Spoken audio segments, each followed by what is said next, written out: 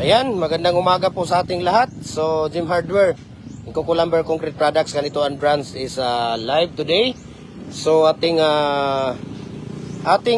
i-share sa inyo, sa ating mga mahal kong followers, ang unang step sa ating paggawa ng semi-special na fence concrete post na 4x4 by 7 feet. So, ito po, no? Ito po yung molder natin na ginagamit ngayon.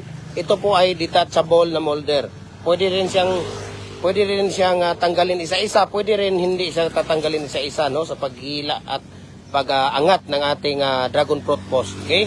So, ito po ang unang step natin.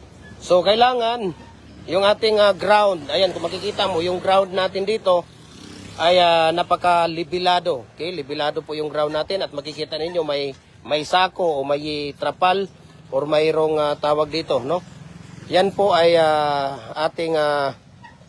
ang dahilan dyan, bakit tayo naglalagay niyan, yung parang sako, para paglagay ng ating concrete pouring dito, hindi tatagos yung mga simento. Okay? Hindi tatagos doon sa buhangin or doon sa lupa ng ating pagawaan. Yan po ang pinaka-importante, na tubig lang, no? Tubig lang ang dediretso doon at sisipsipin ng ating lupa or sisipsipin ng ating buhangin, no? Ang tawag dito. So, unang-una, kailangan yung lupa mo ay libilado. Ayan, libilado yung lupa mo. Pagkatapos, lagyan mo ng pine sand dito, no? Lagyan mo ng pine sand. Ibig sabihin, yung pinong-pino na buhangin, no? Ang ilalagay mo dyan sa ilalim ng sako. Mga 2 inches. Pagkatapos ng pine sand, bago mo latagan ng sako. Ayan, kagaya nito, sako yan, no? Paglalatagan ng sako na libilado, para paglagay ng ating concrete pouring, yung pine sand at saka yung lupa ang sisip-sip ng ating concrete pouring, sisip-sip ng tubig dito, para at least 15 to 18 minutes lang pagkatag-init, pwede na nating hilain yung ating molder. Yun po ang pinaka-importante, yun po ang pinaka-importante sa lahat. So ngayon, kung makikita ninyo, naglalagay tayo ng used oil sa ating molder, no? 4x4 by 8 feet po, standard size ng ating molder. We can ship nationwide, Luzon, Visayas, Mindanao. Kahit sa ang sulok ng kayo ng mundo, kayang abutin ng ating cargo. Kaya ang ating molder ngayon ay dalawang klase lang po yung ating molder, no? Fix na 4 holes at fix na detachable, 4 holes din. So, kagaya nito, dual at heavy duty fence concrete post at dragon fruit post molder. Pwede siya sa fence concrete post, pwede din siya sa dragon fruit post molder. Heavy duty siya. Bakit? 4 mm thickness, 3.5 to 4 mm thickness ang ginagamit natin dito na steel plate. So lifetime na gamit nyo na po ito, mga kuya, mga ate, mga idol, no? Lifetime use na po natin ito. Ayan, kung makikita ninyo, lifetime use na po natin yan. Kaya pwede nyo nang tawag dito, pwede nyo pwede nyo ilagay sa tabi pagka hindi nyo na ginagamit. Pwede mong ilagay dito sa tawag dito, pwede mong ilagay dito sa tabi, basta kailangan lagyan mo lang siya ng used oil, no? Lagyan mo ng used oil yung ating molder, no? Pagka hindi na ginagamit. So we can ship nationwide. Kailangan talaga sa ating mga nagko-concrete products, dapat kumpleto tayo sa lahat ng mga design. Mayroon tayong fence concrete post molder, dragon fruit post na poste. Mayroon tayong decorative, bricks, hollow blocks. Mayroon din tayong mga tawag dito, muhon, lahat po ng mga concrete products, para ang ating customer, one shop stop lang po sila, no? Dapat kumpleto tayo. So yun po ang unang step natin, paglalagay ng used oil. So every morning lang tayo maglalagay ng used oil. Tuwing umaga lang siya, no? Hanggang maghapon na yan natin gagamitin, para po makinis ang ating ginagawa na poste. Ayan, kung makikita ninyo dito, ipapakita ko sa inyo dito, no?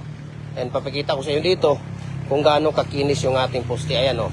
Diba? Ito yung binaliktad na po nila ito. So napakakinis po. Ito po yung ginagawa, no? Napakaganda. Quality na quality. Kung ikaw ang customer, talagang mapapa-inlove ka at mapapabili ka sa ating dragon fruit post at fence concrete post natin. Ayan, kung makikita ninyo. Dito lang yan sa Jim Hardware, Kuko Lumber and Concrete Products, Kanituan Brands. Ayan, yun ang Facebook page natin. I-follow nyo po yan. Jim Hardware and Kuko Lumber and Concrete Products, Balulang Brands, AAA and F Kuko Lumber, ang ating personal Facebook account, Felix Tan Pagikan Jr. Ang ating Instagram, Felix_Pagikan 2000. At saka yung ating YouTube channel, Jim Hardware, ang Kuko Lumber, ang Concrete Products, para updated po kayo sa ating mga video. Okay? So adjustable po ito lahat ng mga molder natin. Adjustable po yan. Ang ginagamit natin dito na bakal ay 8mm. Okay, 8mm yung ginagamit natin na bakal. At ang ating tawag dito, ang ating ginagamit na tie wire dito ay number 60 na tie wire para rest assured na ang ating mating napakatibay po siya. Ito po yung ating mating natin. Okay? So tatlo po ang bakal na nilalagay. So kung gusto nyo, hanap nyo ay dragon fruit post at saka pins concrete post na matibay, maaasahan at garantisado, dito na kayo sa Gem Hardware, ang Kukulamber, ang Concrete Products, Kanituan Brands, dahil dito nyo matatagpuan ang lahat ng mga concrete products natin. Pwede nyong talunan, pwede nyong apak-apakan yung ating tawag dito, pins concrete post, kung makikita ninyo dito yan. Okay? So ngayon, dito tayo sa ating mixing. So dito tayo sa ating mixing, kung makikita ninyo, parang may balon dito. Ayan. So, dapat mayroon kayong ganito, no? Parang 7 feet around. Ito kasi dati, 7 feet around yan. Ngayon, parang kumipot siya, no? Parang sumikip yung butas niya dahil nga sa paggawa nila araw-araw at hindi nila masyadong nalinisan, kaya kumipot siya. So, dapat 7 feet around yung lawak ng ating parang balon. Tapos 1 feet ang lalim niya. Diyan tayo magmimix. Diyan natin nilalagay yung ating buhangin, ating simento at tubig, no? Ang ratio naman natin dito 3 karatilya na buhangin. Yung ginagamit kasi namin dito, screen sun, yung buhangin na tawag dito, buhangin na dinadaan sa conveyor. Kinukuha yung bato na 3/4 pataas, yung 3/4 pababa, yun ang nakasama dito, kaya napakatibay at napakatigas yung ating mga concrete products. So ito po, no? Para hindi po, bakit kailangan pang ilagay dyan sa balon? Bakit dyan pa kayo magmimix? Ang ating pinaka-importante dyan, na pag naglalagay tayo ng buhangin, tubig at simento, hindi natatapon at hindi saan-saan napunta yung simento, dahil po mahilaw ang ating concrete pouring or ang ating masa or ang ating concrete post. Hindi po matibay siya kung hindi buo at tama ang sukat ng ating simento. Okay? So, ang ratio natin dito, 3 karatilya na buhangin, 1 sako na simento, at 3 to 4 bucket of water. Kung wala naman kayong karatilya, ang takala natin dito ay yung sako ng simento. Ayan, kagaya nito, sako ng simento ang takala natin. 6 na sako na simento, 1 bag of cement, 3 to 4 bucket of water. Ang papalabasin natin dito sa 6 feet ay 8 piraso, no? 8 piraso sa 6 feet. 7 piraso sa 7 feet, 6 na piraso sa 8 feet. Yun po ang ating yan po ang ating tawag dito. Pinapalabas sa ating simento, sa ating concrete pouring. Ayan, kung makikita niyo, ayan, oh, yan po yung bucket natin. Ito yung tubig natin. Ayan, isa, ayan po, no? 3 or 4 na ganyan na tubig yung ating ilalagay sa ating 1 bag of cement. Okay? So sa may mga katanungan, magtatanong na po kayo dito, at habang hindi tayo busy at masasagot pa natin ang inyong mga tawag dito, ang inyong mga katanungan. So we can ship nationwide, Luzon, Visayas, Mindanao. Kahit saang sulok man kayo ng mundo, kayang abutin ng ating cargo. Ayan, so balikan natin dito si Kuya Jopre, no? Kuya Jopre, balikan natin sa paglalagay niya ng tawag dito. Itong tawag dito, yung itong used oil. So habang naglalagay si Kuya Jopre ng used oil, punta muna tayo doon sa ating maliit na mga molders natin. So marami tayo dito, mayroon tayong muhon, mayroon tayong decorative dito, mayroon tayong tawag dito, mayroon tayong tawag dito, decorative. Okay? So, ayan, kung makikita ninyo, ayan, makikita ninyo yan dyan. At standard po ito na double, commercial na double. Okay? Mayroon din tayong commercial na single. Mayroon din tayong number 6. Ayan, na standard. Number 4 na standard. Number 3 na commercial. Yung pang division natin yan. Number 5 na standard. Number 4 na standard single. 3 and a half na commercial. 5 and a half sa number 6. Commercial. 3 and... Ano ba to? 3 and 3/4 po ito. Na tawag dito. 3 and 3/4 po yan na commercial. Okay? So, mayroon din tayong decorative, no? Dapat kasi, sa lahat ng mga nagko-concrete products, dapat kumpleto tayo sa lahat ng mga design para yung ating mga customer, one-stop shop lang po sila. Ayan, kuya, ano po sa atin, kuya? Masking tape? Na. Dong! Tagaysag masking tape dong, be? Ayan, so kung makikita ninyo dito, marami tayong decorative dito. Ayan. So, marami tayong decorative. Mayroon din tayong lower na number 6. Ayan, kung makikita ninyo, lower blocks na number 6. Okay? Ayan, lower blocks na number 6 for building ventilation. Yan po ang ginagamit sa lahat ng mga building ventilation, sa mga CR, sa mga banyo, sa mga kitchen, sa mga kwarto. Yan po ay hindi tayo mabubusuhan dyan. At ito naman, yung ating number 4. Ayan, kung makikita ninyo, number 4 natin na lower. Ayan. So, 4 lower po yan. Number 4 at number 6. Dalawang klase po yung lower natin. Ayan. So, dito, balik tayo dito. Mayroon tayong paypay doon sa pinakadulo. Mayroon tayong L. Ayan, hindi na ilagay ng maayos. Mayroon tayong donut. Mayroon tayong number 8 dyan. Ayan, kung makikita ninyo. Dong. Dong, kuha na sa tudong. Ang L dong, ibalik dito dong, be. Ang L. Kaya nakapatong.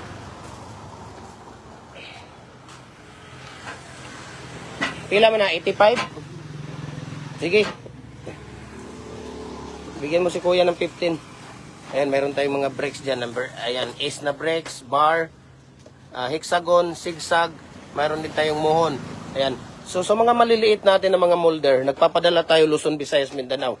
No? Kahit sa ang sulok mo kayo ng mundo, kayang abutin ng ating cargo. So, pagka sa Luzon, nasa ano lang siya, 4 to 5 days, no? Ang pinapadala natin dyan, no? Through J&T Express or J&T Home.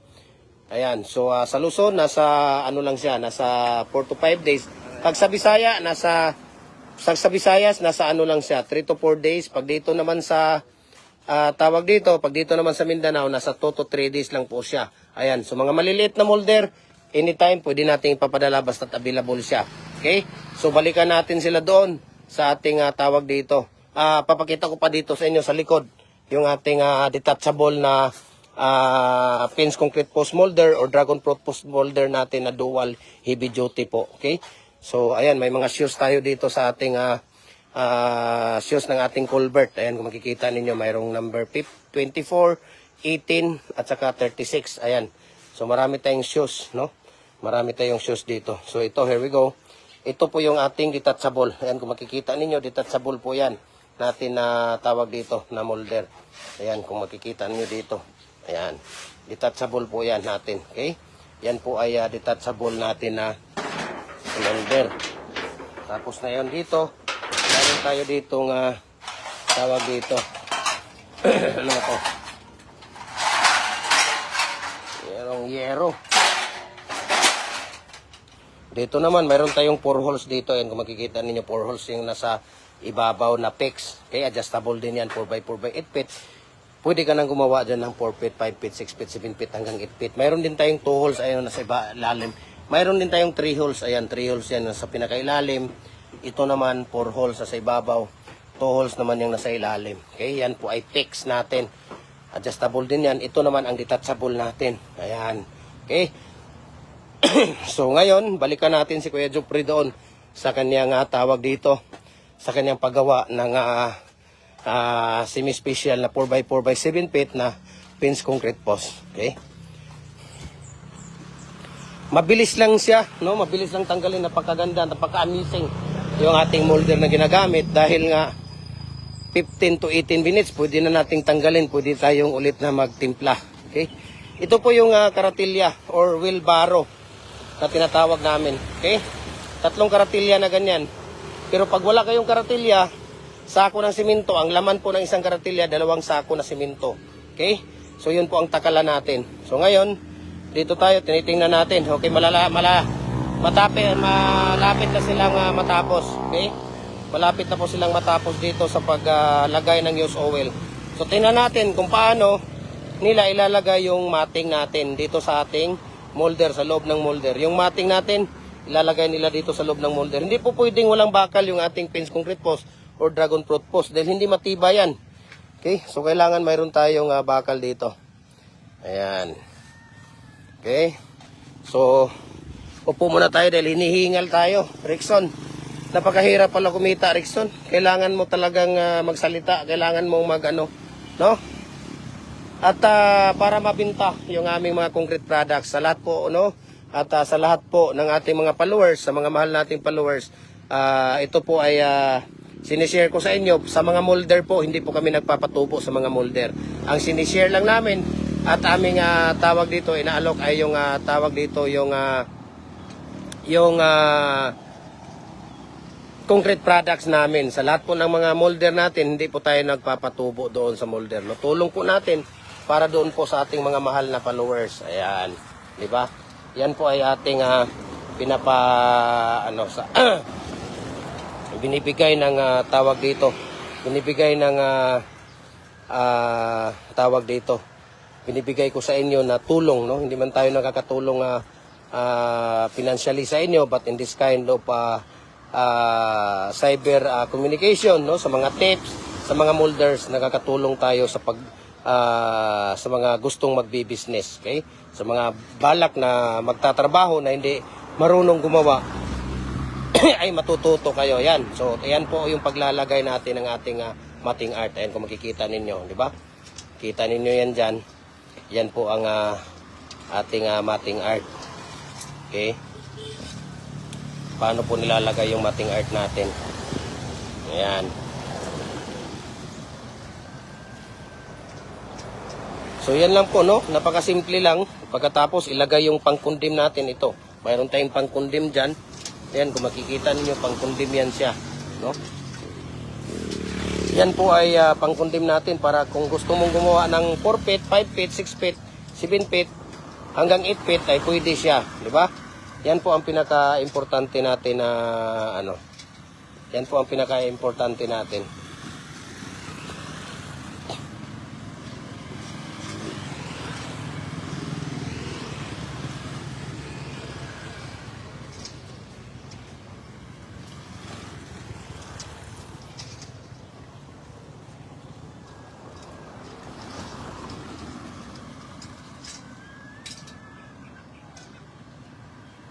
Yan, tingnan niyo kung paano natin ilalagay yung ating mating. Diba?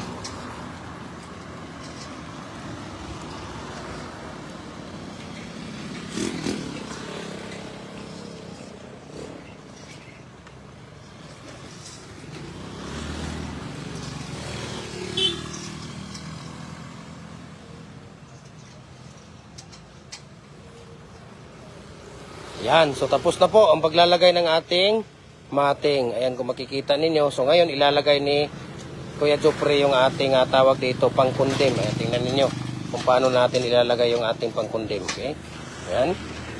Ayan, 7 feet. 7 feet lang yung ating ginagawa kaya naglalagay tayo ng pangkundim dyan. So ngayon lalagyan natin ng pangkalang or pangalso para po tamang-tama ang ginagawa natin ay 7 feet. So yan na nga, mayroon tayong mga kahoy dito na pinuputol na 1 feet at yun po ang ilalagay natin dito sa pangalso natin. Ayan. Diba? So tingnan ninyo paano natin ilalagay. Okay? So yan, ilalagay na po yan.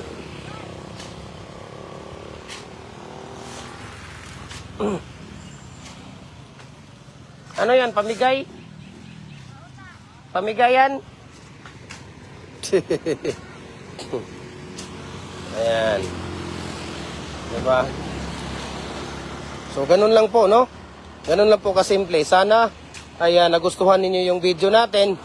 At kung nagustuhan ninyo, paki-share, paki-comment para makita kung saang lugar kayo, para makita ko kung saan naaabot itong video natin. Okay? At we can ship nationwide. Luzon, Visayas, Mindanao. Okay? So, ganun lang po. So, tingnan natin ang paglalagay nila ng concrete pouring. Ngayon naman, ay tapos na dito. Kailangan yung ratio natin dito at mixing natin dito, lugaw na lugaw siya. Yung lugaw talaga, para risk assured, yung ating concrete pouring, yung ating concrete post. Paglalagay ng concrete pouring doon sa ating molder, ay talagang nasisiksik siya at walang halo. Hindi siya halo, no?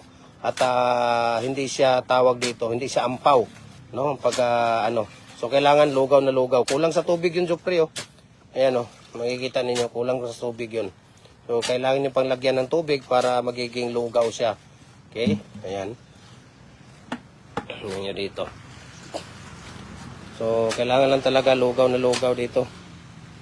Ayan, si Kuya Rickson. Shout out ka muna, Kuya Rickson. Di ka ba nakapag-follow ng Facebook page natin? Or nakapag-follow ka na? Na mag-follow ka para makita mo yung katawan mo doon. At mukha mo. Di ba? Artista eh. Kailangan talaga makapalo. Di pa nakapalo si Kuya Rickson sa ating Facebook page. So, kailangan niyang mag-follow ron para po ay tawag dito. Ayan, kailangan lugaw na lugaw lang po talaga. Okay? Ganun lang po yung ating tirada dito. Lugaw na lugaw lang. Yan.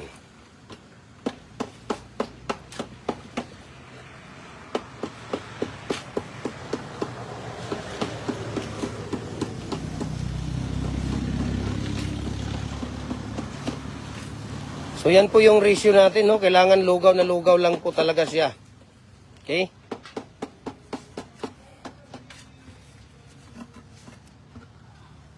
So 15 to 18 minutes pagka tag-init, pwede na nating tanggalin yung molder. Pagka taglamig or makulimlim ang panahon, 25 to 30 minutes, pwede na nating tanggalin yung molder natin. Sana nagustuhan niyo yung video natin.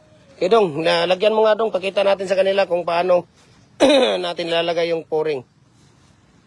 Sige. Rickson, lagyan mo muna si At si Kuya Jupri naman ay maglalagay ng kanyang uniform. Ayan. Complete uniform yan. Gem Hardware. Gem Hardware, ang Kukulamber, ang Concrete Products. Balolang Brands. Gem Hardware, ang Kukulamber, Concrete Products, Kanituan Brands. Triple ANF Kukulamber. Ayan. At saka yung ating personal Facebook account, Felix Tan Pagikan Jr. Ating Instagram, Felix_Pagikan 2000. At saka yung ating YouTube, Gem Hardware, Kukulamber, Concrete Products. At saka yung ating TikTok account at Gem Hardware, Cagayan de Oro City or Felix Tan Pagikan Jr. So ito lang po, no? Ang paglalagay natin ng ating concrete pouring. Ayun, napakadali lang. Okay? Okay? Sana nagustuhan nyo. Paki-comment, paki-like at mabuhay po tayong lahat. Mabuhay at God bless po sa ating lahat.